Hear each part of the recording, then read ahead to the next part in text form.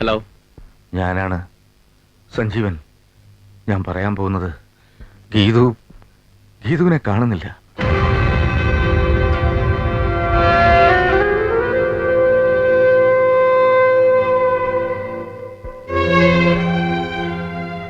എല്ലാം ഇന്നലെ അവളോട് പറഞ്ഞു.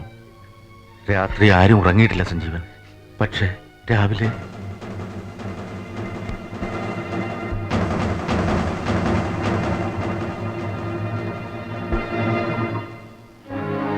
പറഞ്ഞു, സഞ്ജീവനോട് പറഞ്ഞു.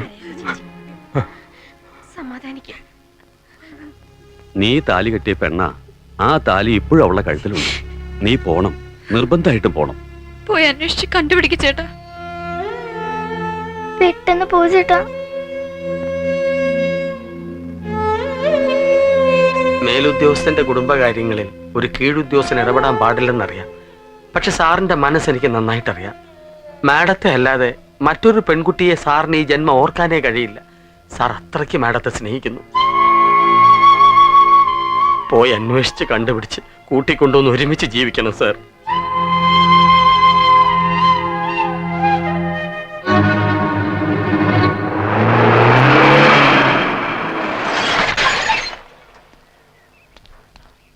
വല്ല വിവരവും കിട്ടിയോ?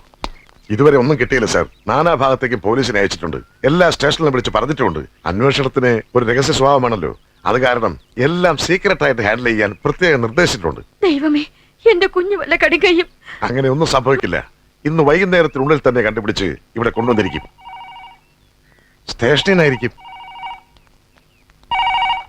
ഹലോ, ഇത് മദറാണ്. ഗീതുമോൾ ഇവിടെയുണ്ട്. ഗീതുമോള് മദറിന്റെ അടുത്തുണ്ടെന്ന്.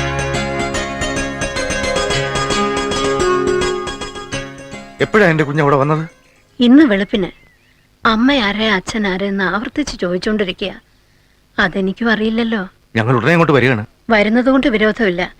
പക്ഷേ ഗീതു ഒരു വല്ലാത്ത മാനസികാവസ്ഥയില്ല. നിങ്ങളെയൊക്കെ കാണുമ്പം എന്താവും പ്രതികരണമെന്ന് പറയാൻ കഴിയില്ല. അതൊന്നും സാരമില്ല. എന്റെ മോൾ അവിടെ നിന്ന് മിസ്സാവാതെ സൂക്ഷിക്കണം. അങ്ങനെ പേടിക്കണ്ട. ഇവിടെ നിന്ന് എങ്ങോട്ടും പോവില്ല. ഞങ്ങൾ വിടില്ല.